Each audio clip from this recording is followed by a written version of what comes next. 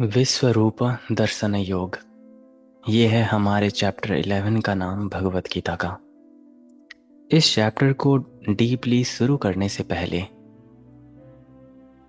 एक छोटा सा इंट्रोडक्शन मैं देना चाहूँगा यहाँ पे, एक आनंद का अनावरण का। इसको जरा हम ध्यान से सुनते हैं, जो कृष्ण की महावाणी है।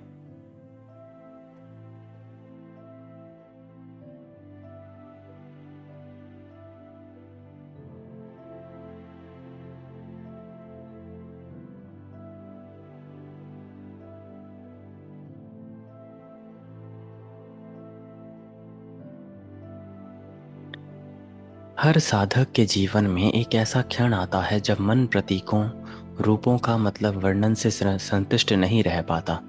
आप शब्द सुने हैं, विचारों का स्वाद लिया, उसके बाद सत्य के किनारे को छू लिया, फिर भी एक भूख बाकी रह जाती है। मुझे दिखाओ, हृदय ऐसा बोलता है कि मुझे दिखाओ, मैं देखना चाहता हूँ। उधार की आंखों से नहीं, बल्कि सीधे सीधे। यही वो दहलीज है जहाँ दर्शन अनुभव को समर्पित हो जाता है और श्रद्धा प्रत्यक्ष प्रमाण की मांग करने लगता है। हम चमत्कारों से घिरे हुए रह जाते हैं, फिर भी उनमें से अधिकांश हमें दिखाई नहीं देते। परमाणु इतना सूक्ष्म कि आंख से परे है, फिर भी उसमें अनगिनत शक्ति का विस्फोट छिपा होता है। आकाश गंगाएं इतना विराट की कल्पना भी थक जाए, फिर भी वे मौन होकर ब्रह्मांड नृत्य करती हैं। हम छोटे और बड़े अनंत के बीच चलते रहते हैं और फिर भी सोचते हैं कि हमें वास्तविकता का ज्ञात है। हम जानते हैं कि वास्तविकता क्या है, पर सत्य हमारे इंद्रियों से कहीं अधिक गहरा है। जब सत्य स्वयं को प्रकट करता है तो वो कभी शिष्ट नहीं होता, कभी साधारण नहीं होता। वो अंधकार में दीपक की तरह नहीं आता, बल्कि आधी रात में सूर्य की तरह फट फट पड़ता है। वो विपरीत और परिचित को तोड़ देता है, सीमित को असीम में फैला देता है, और आत्मा को विस्मय और समर्पण के बीच कांपता छोड़ देता है। अनंत को देखना सुख नहीं, ये अग्नि है। ये हमारे नियंत्रण की भ्रांतियां को, हमारी छोटी छोटी पहचान को, हमारे सीमित दृष्टिकोण को जला के रख देती है। जो बसता है वो एक रूपांतरण है, एक ऐसा दर्शन जहाँ संपूर्ण सृष्टि एक ही शरीर, एक ही मुख और एक ही श्वास बन जाती है। आज का आवाहन 11वां दिन किसी नए उपदेश को जानने के लिए नहीं, बल्कि ये उस असीम के सामने खड़े होने का क्षण है जहाँ तुम्हारी भीतर आंखें खुलेंगी और तुम साहस कर सको अस्तित्व को वैसा देख पाने का जैसा वो वास्तव में है। ये अब दर्शन नहीं रहा, ये है अस्तित्व की विराटता का प्रत्यक्ष दृष्टि।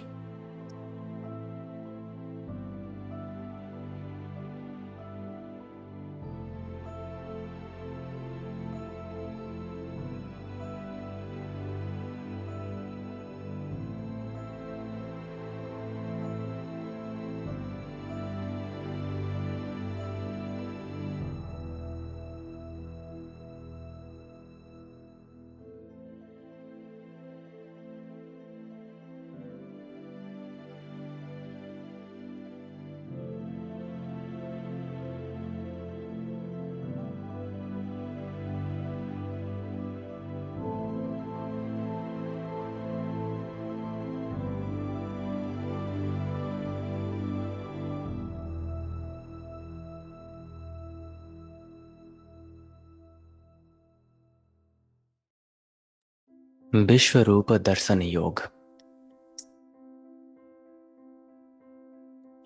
चैप्टर 11 में यहाँ पे एक बहुत ही विस्मय चीज होगी। इस विश्व रूप दर्शन योग में टोटल हमें 8 पाठ देखने को मिलते हैं रोज की तरह। श्लोकों को कॉम्प्रेस करके, छोटे छोटे चीज टुकड़ों में बांट के, ज्ञान को इतना विराट बनाना कि शब्दें उसको सोख लें। उसी प्रकार हम आगे बढ़ेंगे अब पार्ट 1 की ओर।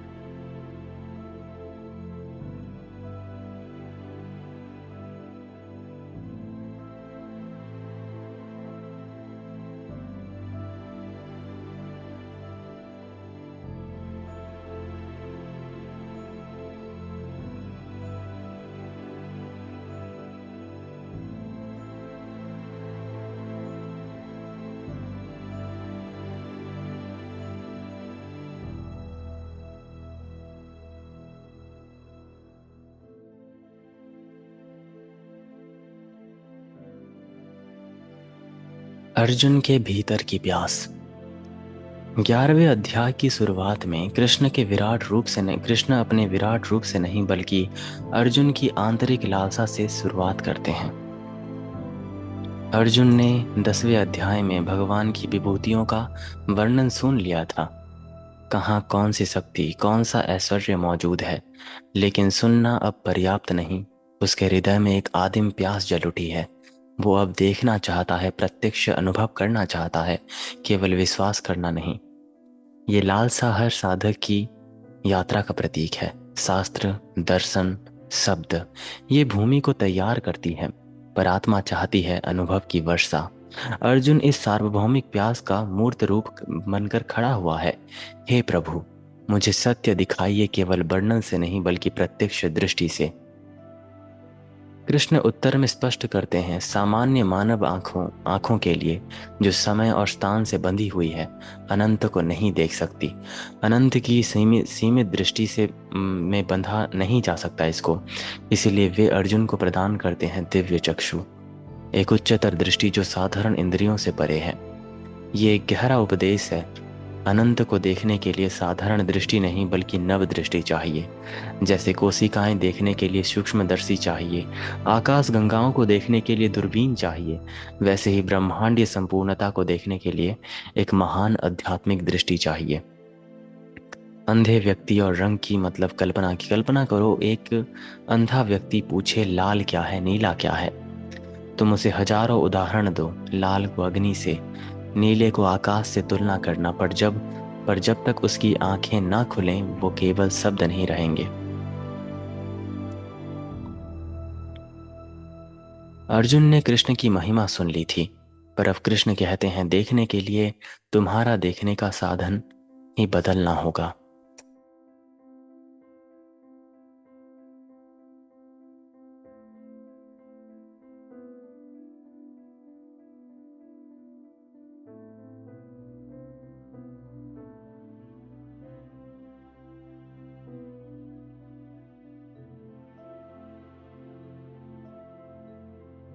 ये दिव्य दृष्टि केवल अनुकंपा नहीं, ये संकेत है उस आंतरिक रूपांतरण का जिसमें साधक को स्वयं बढ़ना होता है। यह घटना केवल दैवीय दृष्टि का उपहार नहीं बल्कि चेतना में परिवर्तन का एक प्रतीक है। हम वही मन लेकर सत्य को पकड़ने की कोशिश करते हैं जिससे हम वस्तुएं, संबंध, इच्छाएं पकड़ रहे होते हैं। पर सत्य तो कोई वस्तु नहीं है ना। सत्य तो उनका आधार है, सबका आधार है। इसीलिए मन को टूटना पड़ता है, विस्तृत होना पड़ता है और पुनः निर्मित होना पड़ता है। कृष्ण का दिव्य चक्षु देना दरअसल इसी भीतर पुनर्निर्माण का एक रूपक है। यहाँ सबसे महत्वपूर्ण है, अर्जुन ने मांग तो तौर कर दी, मतलब मांग तो कर दी वो, मतलब मांग कर दी मुझे देखना है, पर वो नहीं जानता कि ये दर्शन केवल आनंद नहीं बल्कि आनंद और भय दोनों को लेकर आएगा। साधक का सही शाश्वत विरोधाभास है।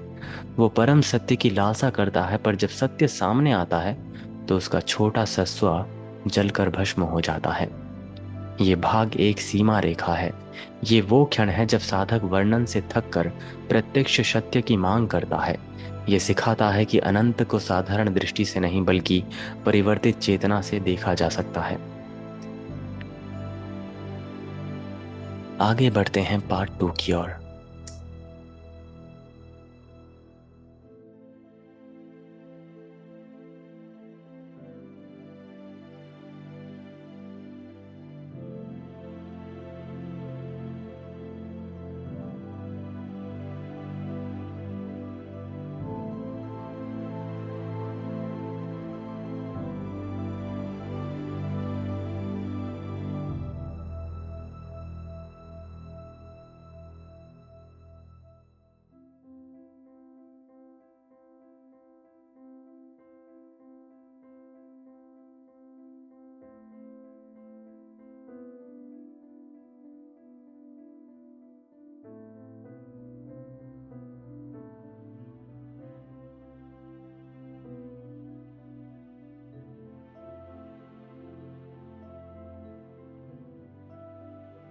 विराट रूप का उद्घाटन।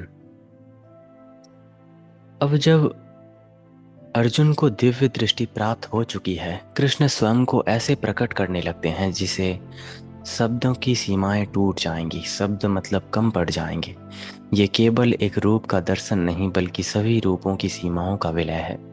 अर्जुन देखता है अनगिनत मुख, अनगिनत भुजाएं, असंख्य आभूषण, असंख्य अस्त्र शस्त्र, एक ऐसा बहुलत्व जो विस्मित कर देने वाला है, पर साथ ही सब एक ही सत्ता में समाहित कर देने वाला है। ये ऐसा है जैसे सागर को देखते देखते अचानक ये जान लेना कि हर बूंद, हर लहर, हर तूफान, हर शांति सब उसी विशालता का एक महान अंग है। कृष्ण अर्जुन को कोई बाहरी दृश्य नहीं दिखा रहे, वे तो बस आवरण को हटा रहे हैं जो सर्व में एक को ढकता था। कोई इतने मुख, इतने हाथ, इतने आभूषण, इतने शस्त्र, हर प्रतीक ब्रह्मांड की एक परत को कैसे दिखा सकता है? ये कौन है?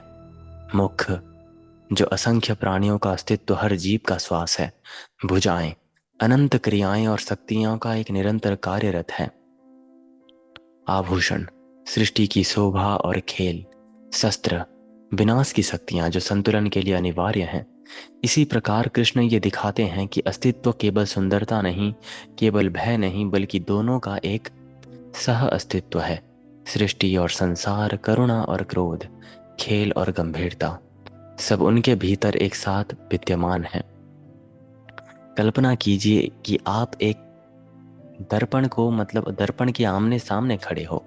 अचानक दर्पण हजारों टुकड़ों में टूट जाए, पर आश्चर्य ये है कि हर टुकड़ा आपका संपूर्ण प्रतिबिंब ही दिखाता है, बस अलग अलग कोण से। यही कृष्ण के दर्शन का एक महान सार है। एक ही सत्ता अनगिनत रूपों में प्रतिबिंबित होती है, पर उसकी एकता कभी टूटती ही नहीं।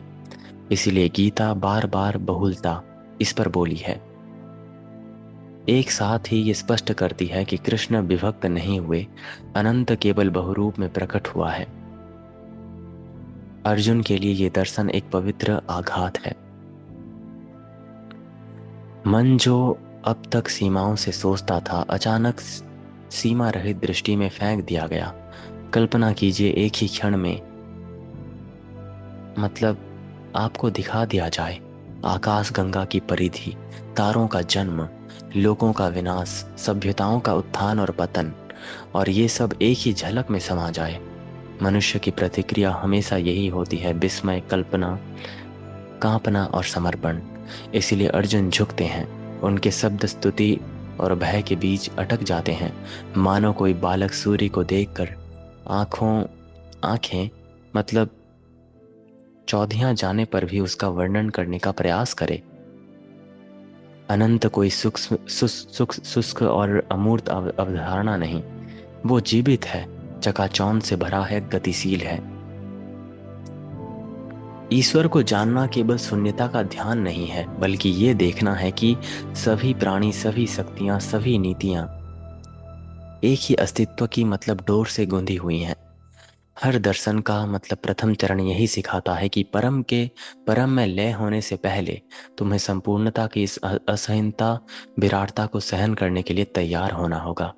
कृष्ण पर्दा उठाकर अपना विश्वरूप दिखाते हैं, जहाँ सृष्टि और संहार के असंख्य रूप एक ही सत्ता में विद्यमान है। साधक के लिए ये दीक्षा है, जहाँ वो अनंत की भयावह सुंदरता से पहली बार परिचित होता है और ये समझता है कि ईश्वर से बाहर कुछ भी नहीं।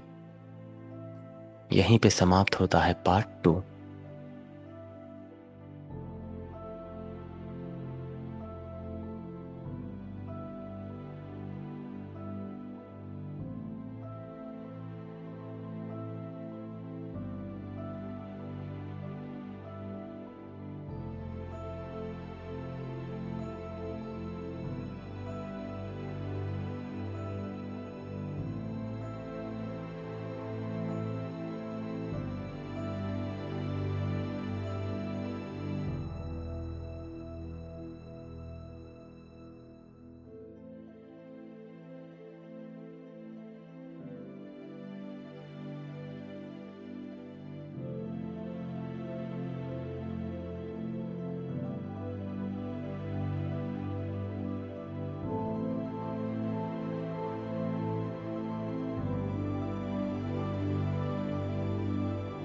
अब हम आगे बढ़ते हैं पार्ट 3 की ओर।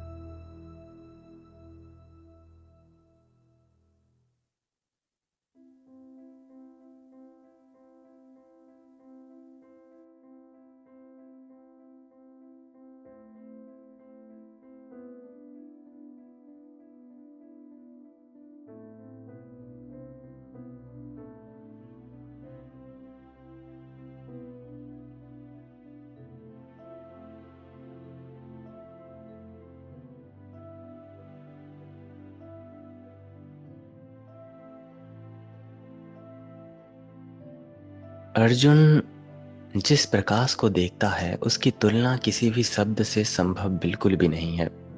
गीता कहती है, यदि आकाश में एक साथ सहस्त्र सूर्य उदित हो जाएं, तो भी उस विराट रूप के तेज की तुलना नहीं किया जा सकता।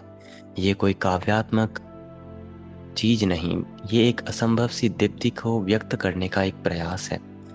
सोचिए, सूर्य का अंधकार भेदी प्रकाश, फिर उसे एक नहीं, 10 नहीं, सहस्त्र गुना बढ़ा दीजिए आप, फिर भी वर्णन अधूरा रह जाएगा।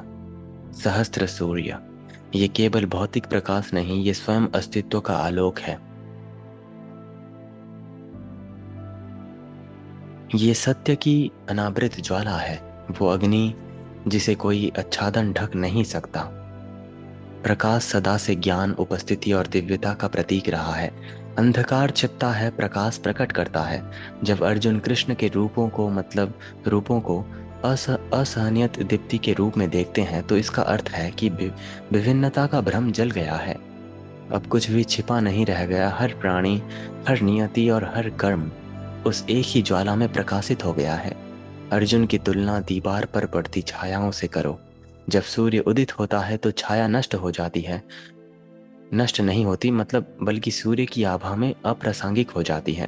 कृष्ण का आलोक यही करता है कि संदेह, भय और अज्ञान को ओझल कर देता है। कल्पना कीजिए कि एक अंतरिक्ष यात्री जो पहली बार पृथ्वी को अंतरिक्ष से देखता है, वो उसे एक नीला मतलब दमकता गोला दिखता है, जहाँ ना राष्ट्र है, ना सीमाएं और ना ही नाम। सब कुछ एक ही उज्जवल, नाजुक संपूर्णता से विलीन है। ये तो मात्र एक फीका रूपक है उस दर्शन का जो अर्जुन देख रहा है, जहाँ कृष्ण केवल सारथी, मित्र, मार्गदर्शक नहीं, बल्कि संपूर्ण अस्तित्व की विराट दृष्टि में खड़े हुए हैं। जहाँ सीमाएं धुल जाती हैं और केवल संपूर्णता शेष रह जाती है। ये दृश्य शांतिपूर्ण नहीं, बल्कि इतना प्रचंड है कि अर्जुन की मानवीय इंद्रियां इसे संभाल ही नहीं सकती। उनकी दृष्टि लड़खड़ा जाती है, मन कांपता है और आत्मा स्वयं को धारण करने से असमर्थ रह जाता है। ये हमें गहरी शिक्षा देती है। सत्य हमेशा कोमल नहीं होता। कभी कभी वास्तविकता इतनी विशाल हो जाती है कि मन उसे पकड़ नहीं सकता। तब मन टूटता है, विनम्र होता है, ताकि गहन समर्पण संभव हो सके। दिव्यता इतनी छोटी नहीं कि हम हमारी श्रेणियों में सुंदर या भयावह कहलाए। वो दोनों हैं और दोनों से भी परे हैं। कृष्ण का विराट रूप केवल भक्ति जगाने के लिए नहीं दिखाया गया, बल्कि हमारी धारणा की सीमाओं को चूर चूर करने के लिए दिखाया गया है। केवल जब मन उस असीम प्रकाश के सामने घुटनों पर गिर जाता है, तभी हृदय समझ पाता है कि अनंत ईश्वर कहना ईश्वर कहना क्या अर्थ रखता है। अनंत ईश्वर। कृष्ण का विराट रूप सहस्र सूर्य के समान दीप्तिमान है। यह आलोक सत्य का अनावरण है, जो समस्त अज्ञान को नष्ट कर देता है। ईश्वर कोई सांत्वना देने वाली छवि नहीं, बल्कि एक विस्मयकारी और कभी कभी भयावह वास्तविकता है, जो उतनी ही चकाचौंध करने वाली है जितना विनम्र कर देने वाली है।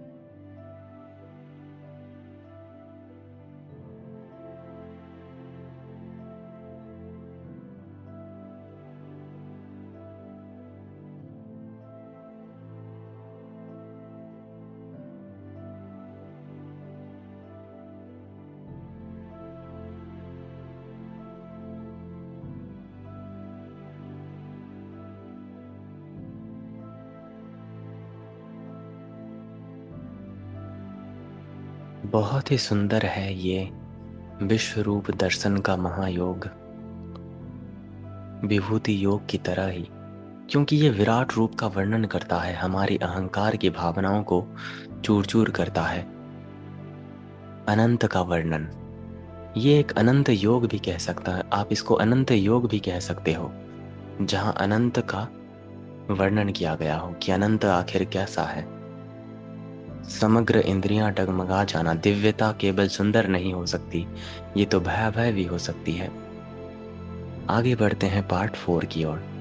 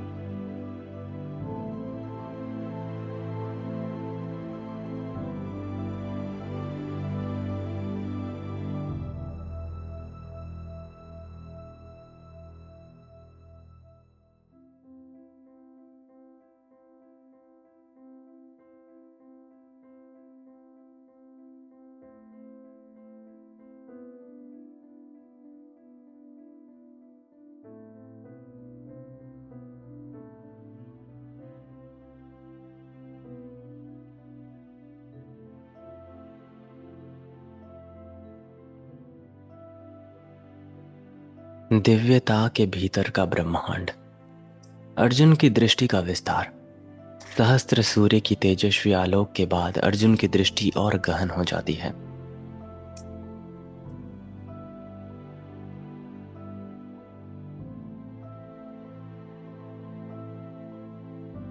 अब वे केवल प्रकाश नहीं देखते, बल्कि उस प्रकाश के भीतर समग्र ब्रह्मांड को देखते हैं। गीता कहती है, संपूर्ण विश्व विश्व अनेक खंडों में विभक्त होकर भी एक ही रूप में देवाधिदेव के शरीर में खड़ा है। यानी पर्वत, नदियां, नारायण, उसके बाद हर तारे, उसके बाद ग्रह, नक्षत्र, देवता, असुर, मनुष्य, जो कुछ भी एग्जिस्ट करते हैं समग्र एग्जिस्टेंस में, जो कुछ भी अस्तित्व में है, वो सब कुछ कृष्ण के विराट शरीर में समाहित है। जो वस्तुएं पहले अर्जुन को बिखेरी हुई और अलग अलग दिखाई देती थी, अब वे एक ही संपूर्ण अंग प्रत्यंग के रूप में प्रकट हो रही हैं। मृत्यु, जन्म, जीवन, जीवन की हर एक वस्तुएं, कल्पना कीजिए कि आप एक ऐसे दर्पण के सामने खड़े हैं जो केवल आपका चेहरा नहीं बल्कि पूरे ब्रह्मांड को रिफ्लेक्ट करता हो। आकाश गंगाएं, महासागर, आप हर एक चीज को देखते हो, झलक देखते हो। कृष्ण वही दर्पण विश्व रूप है, परंतु साधारण दर्पण केवल प्रतिबिंब दिखाता है, जबकि कृष्ण का शरीर संपूर्णता का एक धारक और सर्जक है। ब्रह्मांड पहले कहीं बाहर नहीं है और फिर भी उसमें दिखाई देता है, बल्कि ब्रह्मांड का अस्तित्व इसलिए है क्योंकि वो स्वयं कृष्ण में निहित है। ये दर्शन मनुष्य के सबसे बुनियादी मान्यताओं को तोड़ता है कि यहाँ मैं हूँ और वहाँ जगत है। अर्जुन देख लेते हैं कि विषय और वस्तु, आत्मा और पर, उसके बाद इन दोनों के बीच की रेखा मिट गई है। जैसे ये समझना कि लहर और समुद्र दो अलग वास्तविकताएं नहीं हैं। लहर चाहे खुद को स्वतंत्र माने पर कभी समुद्र से अलग नहीं होती। अर्जुन देखते हैं कि सभी प्राणी कृष्ण के शाश्वत सागर में उठते बैठते लहर की तरह जन्म ले रहे हैं और मर रहे हैं। ये दर्शन केवल गीता का एक सीमित नहीं, अन्य परंपराओं भी इसके सत्य को मतलब कहती हैं। उपनिषद कहते हैं सर्व खलिदम ब्रह्म, ये सब कुछ ब्रह्म है। सूफी संतों ने प्रियतम का वर्णन किया, जिसमें सभी लोग छिपे हैं। यहाँ तक कि आधुनिक मतलब विज्ञान में भी जो क्वांटम फील्ड्स के माध्यम से हम पढ़ते हैं, हर कण उसी का मतलब आधारभूत क्षेत्र की लहर है। अर्जुन का अनुभव इस सत्य का काव्यात्मक और प्रत्यक्ष रूप है। एक विराट वृक्ष की कल्पना कीजिए, उसकी शाखाएं, पत्तियां, फल, फूल और जड़ें सब अलग अलग दिखते हैं, पर सब एक ही जीवित सत्ता के अंग मात्र हैं। एक पत्ती चाहे खुद को स्वतंत्र माने, एक फूल चाहे खुद को स्वतंत्र माने, चाहे कोई फल ही क्यों ना हो, पर उसका जीवन केवल जड़ों से संभव है ना। कृष्ण वही ब्रह्मांड वृक्ष की जड़ें हैं और सभी प्राणी उनकी पत्तियां हैं। इस क्षण अर्जुन को अलग अलग अंग नहीं बल्कि जीवित एकता दिखाई देती है, अनुभव होती है। अर्जुन के लिए ये कोई दार्शनिक कल्पना नहीं, ये जीवित और प्रज्वलित सत्य मात्र है। वे देखते हैं राजा, ऋषि, देव, असुर, हर आनंद, हर पीड़ा, हर विजय और पराजय और हर विनाश। पूरा ब्रह्मांडीय नाटक कृष्ण के शरीर में एक साथ घटित हो रहा होता है। ये विस्मय उत्पन्न करता है परंतु साथ ही भय भी, क्योंकि ये दर्शाता है कि व्यक्तिगत अहंकार इस विराट सत्ता के सामने तुच्छ मात्र है। कृष्ण स्वयं को उस जीवित पात्र के रूप में प्रकट करते हैं जिसमें पूरा ब्रह्मांड समाहित है।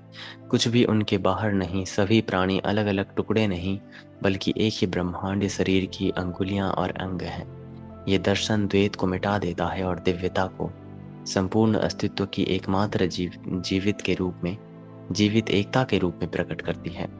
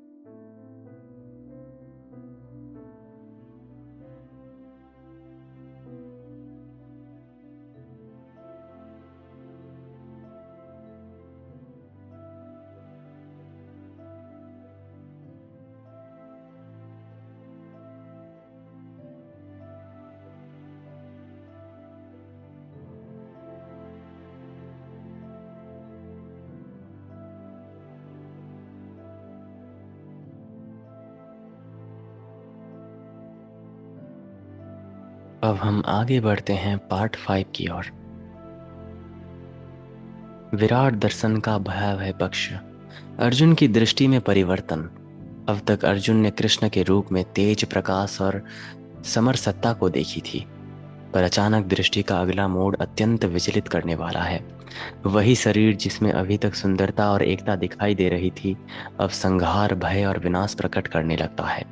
मानो माया भी पर्दा और अधिक हट गया हो, और जब अर्जुन देख रहा हो कि सृष्टि के साथ साथ विलय भी निरंतर घटित हो रहा है। अग्निमुख, भस्म करने वाला दृश्य। गीता वर्णन करती है कि कृष्ण के मुख अग्नि की ज्वालाएं प्रज्वलित हैं, उसमें जो सभी दिशाओं से मतलब निकल रहे हैं। अर्जुन देखते हैं राजा, योद्धा, असंख्य प्राणी, भीष्म, द्रोण, कर्ण, जितने भी महायोद्धा हैं, उन अग्नि ज्वालाओं में दौड़ते चले जा रहे हैं जैसे पतंगे दीपक की लौ में जाती हैं। ये रूपक अत्यंत भयावह है, जैसे पतंगे स्वयं उसी लौ की ओर आकर्षित होती हैं जो उन्हें भस्म कर देती हैं। उसी प्रकार सभी प्राणी संसार के लौकिक नियम में बच नहीं सकते। ये वही दिव्यता है जो अब काल का रूप बनकर सभी रूपों को निगल रहा है, निष्पक्ष, निरंतर और अपरिहार्य।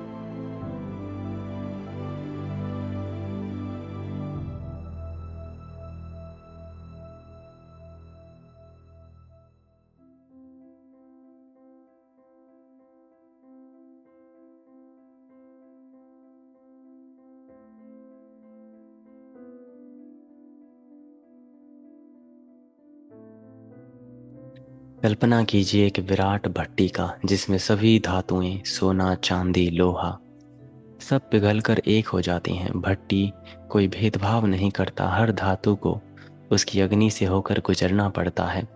इसी तरह कृष्ण का विराट रूप दिखाता है काल की भट्टी में सभी प्राणी चाहे श्रेष्ठ हो या अधम हो अंततः धुल कर लीन हो जाते हैं। जो अभी तक विस्मयकारी एकता थी अब वो भयावह अनिवार्यता बन जाती है। ये दर्शन एक गंभीर सत्य को उद्घाटित करता है, दिव्यता केवल सृष्टिकर्ता में नहीं बल्कि संहारक में भी है।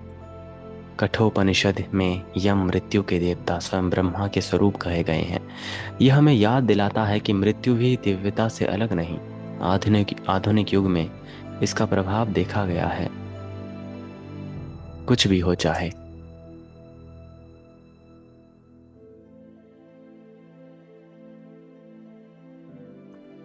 अर्जुन के लिए सबसे भयावह बात यह है कि कृष्ण के मुख केवल शत्रुओं को नहीं बल्कि मित्रों को और महान विभूतियों को भी निगल रहा है। ये एक चौंकाने वाला सत्य प्रकट करता है, नैतिकता, शक्ति और पहचान काल के नियम के सामने कुछ भी अर्थ नहीं रखते। ब्रह्मांड मानव मूल्यों के अनुसार नहीं चलता। इस चीज को आप सब याद रखना, ब्रह्मांड मानव मूल्यों के अनुसार नहीं चलता।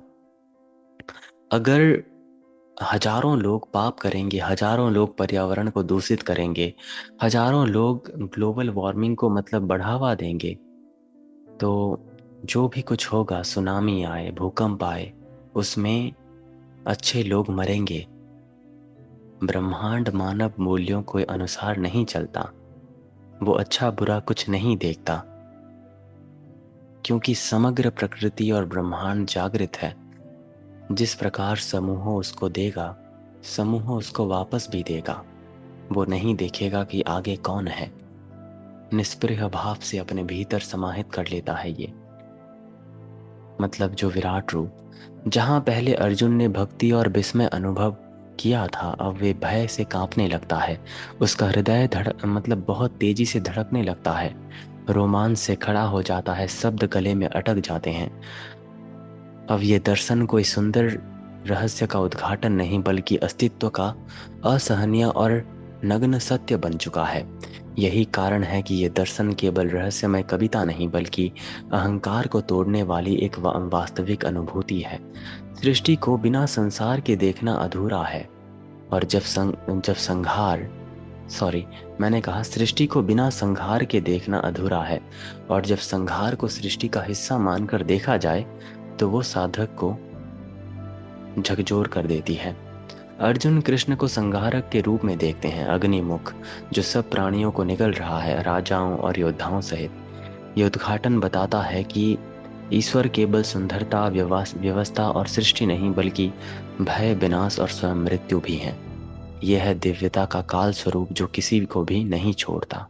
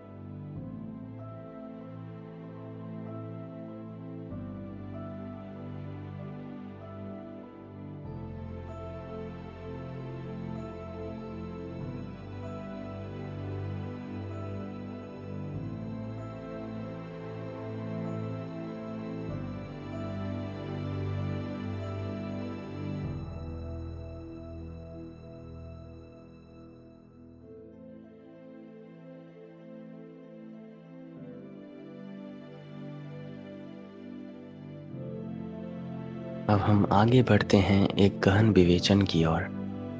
पार्ट 6। कृष्ण का काल रूप। बहुत अच्छा है ये योग, विश्व रूप दर्शन योग। आप एक भी शब्द को मतलब मिस मत करना, पूरा सुनना इसको, क्योंकि सबसे श्रेष्ठ योग है ये, विभूति योग की तरह ही।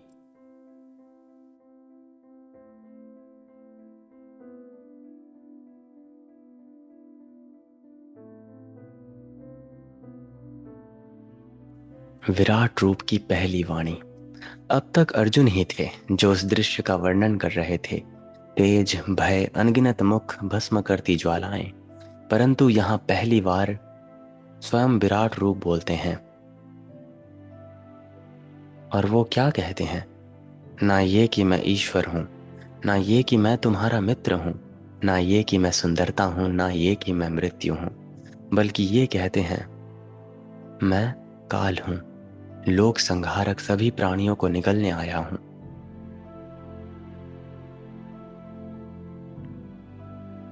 उस उद्घोष संपूर्ण विश्व दर्शन में सबसे गहन और भयावह उद्घटना है ये। कृष्ण ये नहीं कहते कि वे समय पर शासन करते हैं, वे कहते हैं कि मैं ही समय हूँ। समय ही जन्म देता है, समय ही वृद्ध करता है और उसको नष्ट करता है। समय ही नाम, साम्राज्य, सभ्यताओं को निगल जाता है। हर मंदिर ढहता है, हर वंश समाप्त होते हैं, हर तारा स्वयं में ढह जाता है, क्योंकि समय निर्मत गति से आगे बढ़ता रहता है। और कृष्ण कहते हैं, ये मेरा ही असली स्वरूप है। कल्पना कीजिए, समुद्र तट पर एक सुंदर रेत का किला किला बनाया गया है। वो मजबूत है, विस्तृत है, अद्भुत है। पर जैसे ही ज्वार आता है, समुद्र उसे ऐसे निगल जाता है जैसे वो कभी अस्तित्व में था ही नहीं। मनुष्य की उपलब्धियां, रिश्ते, संघर्ष, सब इसी रेत के किलों की तरह हैं। काल का महासागर उन्हें बिना भेदभाव के अपने भीतर समा लेता है। और कृष्ण कहते हैं, ये महासागर मैं ही हूँ। एक बहुत ही अच्छी बात मैं आपको, बहुत ही डीप बात है ये। पर्सनली मेरे माता जी ने मुझे इसको बचपन में सुनाया था। तो समुद्र तट पर कुछ बच्चे रेत का मतलब महल बना रहे हैं, कुछ भी बना रहे हो, रेत का खेल रहे हैं एक तरीके से, ग्रुप में मिलके। तो वो बच्चे खेल रहे हैं, उसके बाद एक बच्चा आता है और एक दूसरे बच्चे के घर को तोड़ देता है, रेत से बने घर को। देन वो दोनों लड़ने लगते हैं और वो एक बच्चा बोलता है, तुमने मेरा घर तोड़ा, आज से हमारी दोस्ती खत्म। उन दोनों में लड़ाई होती है।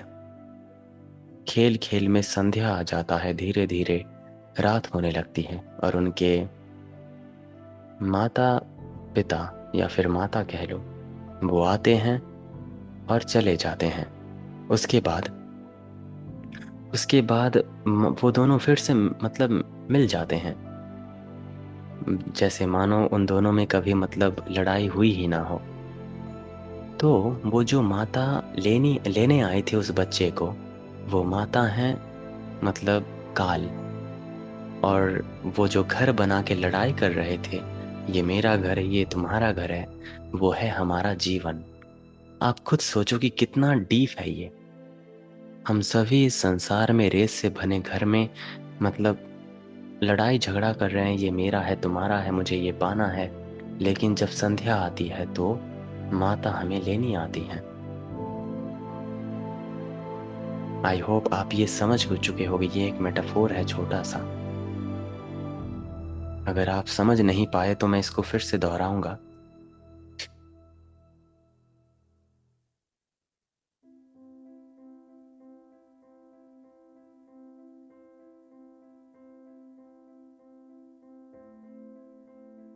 कितना रिलेटेबल है अगर आप इसको देखो तो। छोटे छोटे बच्चे रेत से बने घर में खेल रहे हैं। एक बच्चा दूसरे घर को तोड़ता है, दूसरा लड़ाई करता है, लेकिन जब माता उसे लेने आती हैं तो वो भूल के चले जाते हैं उनके साथ, जैसे मानो कभी कुछ हुआ ही नहीं। यही है जीवन का एक छोटा सा रूप। तो अब हम आगे बढ़ते हैं। अर्जुन युद्ध भूमि पर पंगु पंगु हो चुके थे। ये सोच रहे थे कि अपने ही बंधुओं को मारना पाप होगा। कृष्ण इस दृष्टि से पूरा मतलब परिप्रेक्ष्य बदल देते हैं। ये योद्धा पहले ही काल द्वारा नष्ट किए जा चुके हैं अर्जुन। उनके अंत के कर्ता नहीं हो तुम। वे केवल उपकरण हैं। मतलब अर्जुन केवल उपकरण है। चाहे अर्जुन युद्ध करे या ना करे, काल ने उन्हें पहले ही निगल दिया है। इसके जिम्मेदार इसके जिम्मेदारी का बोझ बदल जाता है। अब ये व्यक्तिगत अपराध बोध का प्रश्न नहीं, बल्कि ये तय करने का है कि क्या अर्जुन स्वयं को ब्रह्मांडीय नियम की धारा के साथ जोड़ पाता है या नहीं। इस उद्घोषणा की गूंज युगों तक सुनाई देती है।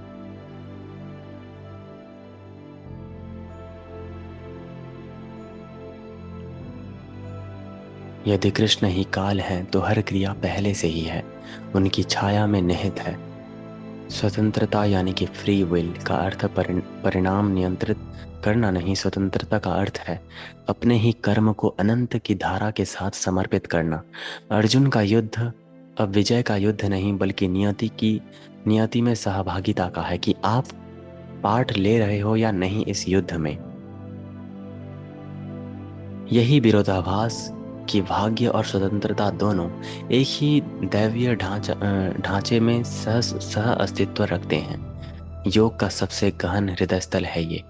कृष्ण स्वयं को काल घोषित करते हैं, वो शक्ति जो जन्म देती है, वृद्ध करती है और अंततः सब कुछ निगल जाती है। ये उद्घटना अर्जुन को ये सिखाती है कि वो किसी का संहारक नहीं, वो केवल ब्रह्मांडीय नियम का साधन है जो पहले से ही तय है। यहीं से योगी का गहनतम सत्य प्रकट होता है। स्वतंत्रता भाग्य से लड़ना नहीं, बल्कि भाग्य के साथ समर्पण पूर्वक चलना होता है।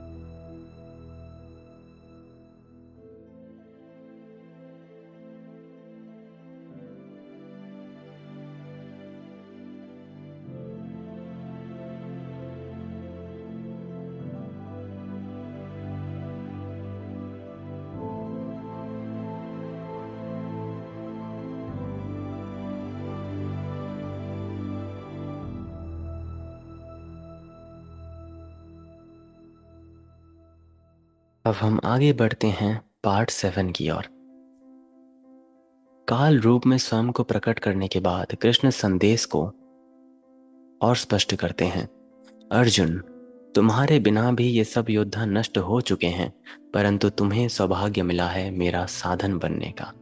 ये गीता ये गीता का एक साथ सबसे भयावह और सबसे मुक्तिदायक सत्य है। इसका अर्थ तात्पर्य है, अर्जुन की हिचकिचाहट ब्रह्मांडीय योजना के सामने महत्वहीन है। ये योद्धा पहले ही काल द्वारा भस्म किए जा चुके हैं। अर्जुन तो केवल वो मार्ग है जिससे नियति का विधान प्रकट होगा।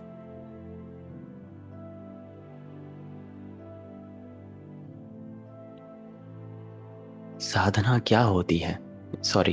क्या होता है।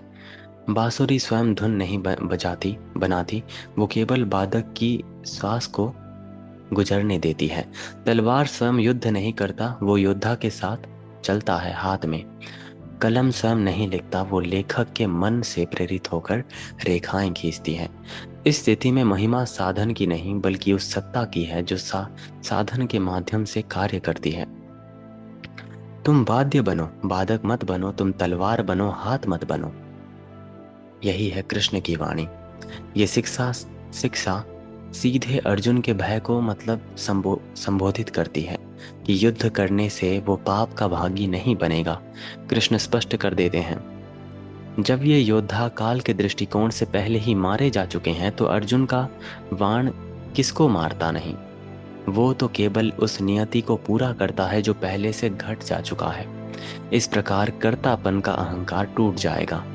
मैंने मारा, मैंने हारा, मतलब हार, मैं हार गया या फिर मैं जीता, ये सब मिट जाते हैं जब ये बोध होता है कि सच्चा कर्ता केवल काल है जो अनंत रूप में प्रवाहित होता है। एक सूखे सूखे पत्ते की कल्पना कीजिए जो नदी की धारा में बह रहा है। पत्ता चाहे मतलब मरोड़े, चाहे विरोध करे, चाहे हिचकिचाए, पर नदी की धारा तो बहती रहेगी, उसको कौन रोक पाएगा। यदि पत्ता समर्पण कर दे, मतलब सरेंडर कर दे, मैं इसको कंट्रोल नहीं कर सकता, ये चाहे मुझे जहां भी ले जाए मुझे स्वीकार है। मेरे मेरे हाथ में, मैं अपनी बात कर रहा हूँ, मेरे हाथ में मेरा ये जीवन नहीं है। मैं अपने मर्जी से नहीं जन्म लिया, लेकिन मैं कर्म कर सकता हूँ।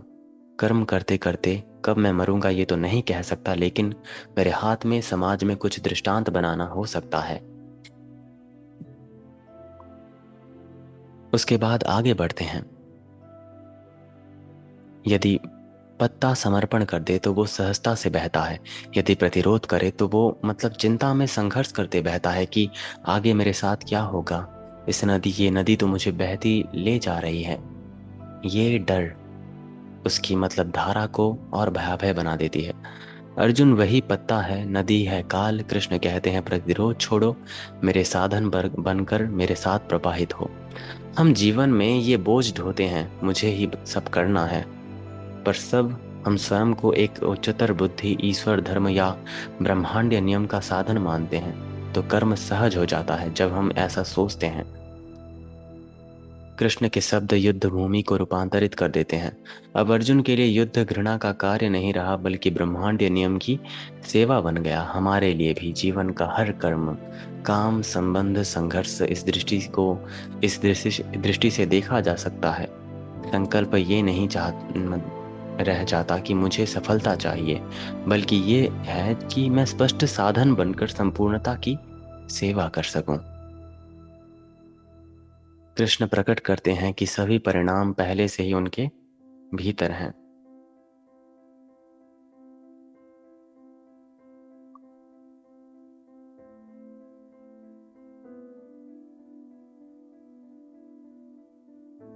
अब हम आगे बढ़ते हैं आखिरी पार्ट 8 की ओर।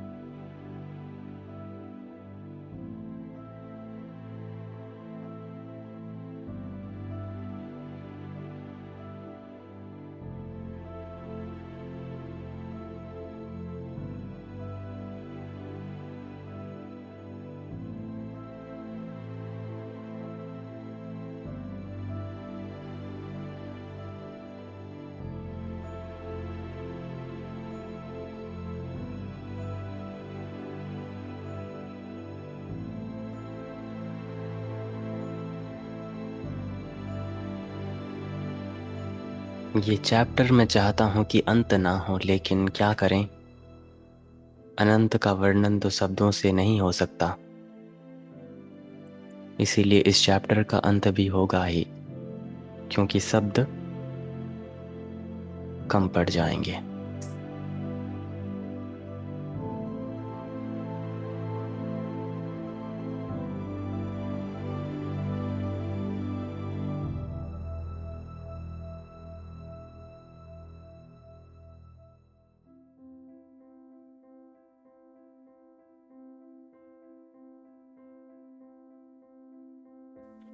अब हम आगे बढ़ते हैं आखिरी पार्ट की ओर। अर्जुन का विस्मय और कांपता समर्पण।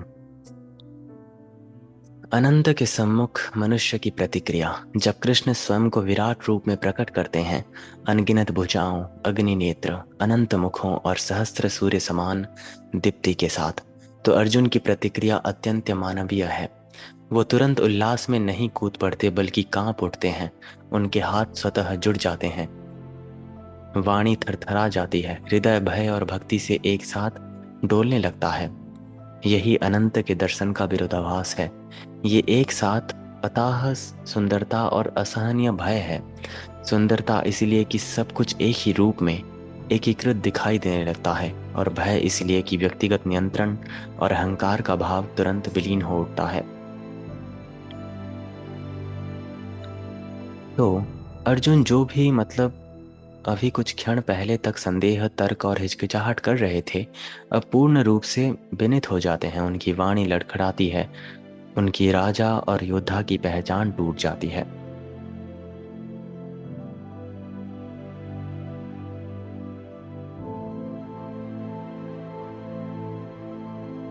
ये बताता है कि सच्चे दिव्य अनुभव में अहंकार बढ़ता नहीं, वो भस्म हो जाता है।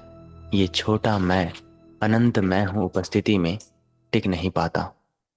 जब हम भी अपने से कहीं बड़े किसी सत्ता का सामना करते हैं, चाहे मृत्यु हो, ब्रह्मांड हो या कोई गहन आध्यात्मिक सत्य क्यों ना हो, तो हम भी कहीं कांप उठते हैं।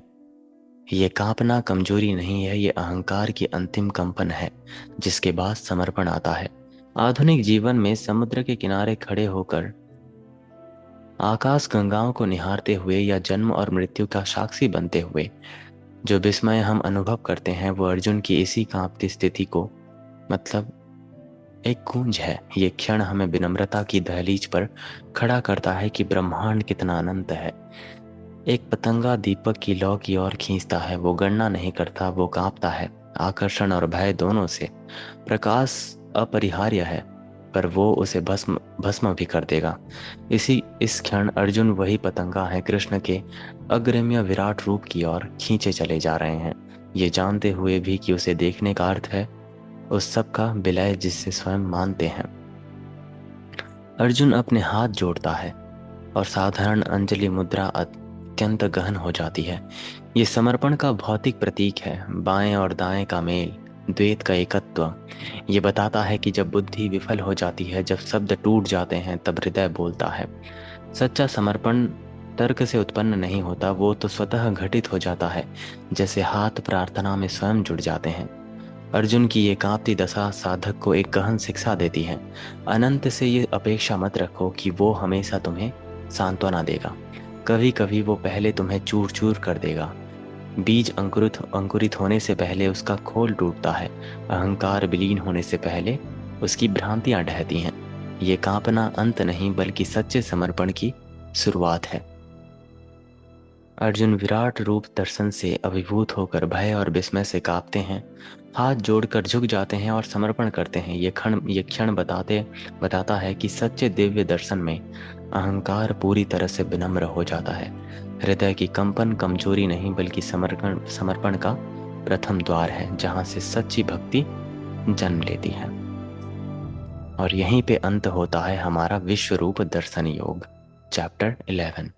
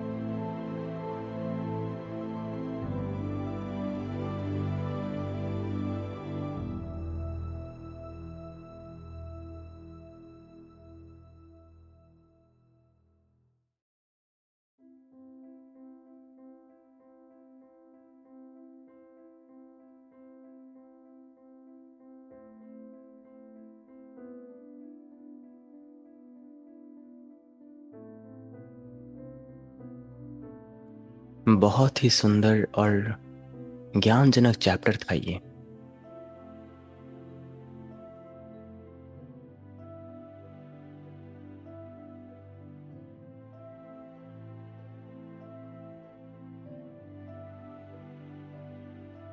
ये पथ का अंत क्यों होता है जब ज्ञान का कोई अंत नहीं है? कितना विस्मय है, विलय है, समापन होना नियम है।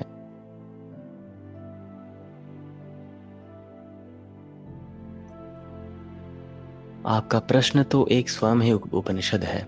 ज्ञान ज्ञान का तो वास्तव में कोई अंत नहीं, क्योंकि ज्ञान स्वयं अनंत है।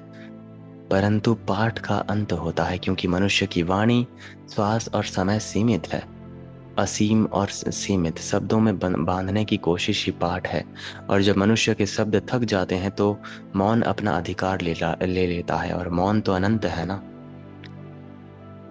आखिर ऐसा क्यों क्यों अंत होता है? अस्तित्व की लय में हर चीज का उदय और विलय, जैसे दिन का अंत रात में, लहर का अंत सागर में, श्वास का अंत विराम में, वैसे ही पाठ का अंत उस मौन में होता है जहां वो जन्मा था। इसलिए इस पाठ का अंत होने के बाद मैं कुछ देर चुप रह गया। ज्ञान अनंत है, परंतु उसकी झलक जब आती है तो साधक का हृदय विस्मय होकर अंततः समर्पण में विलीन हो जाता है। ये अंत ज्ञान का नहीं, बल्कि साधक के अहंकार का है। इस तरह से सोचिए कि दीपक रात भर जलता है, वो अंधकार को हटाता है, लेकिन जब भोर होती है तो दीपक बुझा दिया जाता है। क्या प्रकाश समाप्त हो गया? नहीं, वो तो सूर्य के असीम आलोक में लीन हो गया।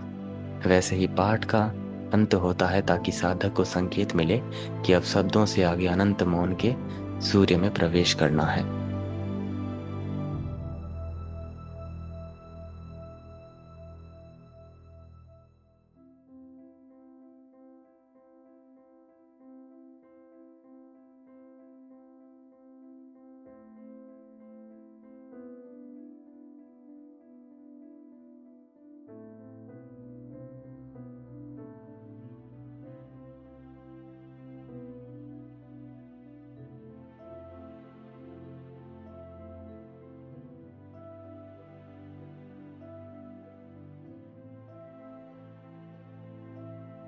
तो मैं उम्मीद करता हूँ कि आज का ये सेशन आपको पसंद आया होगा।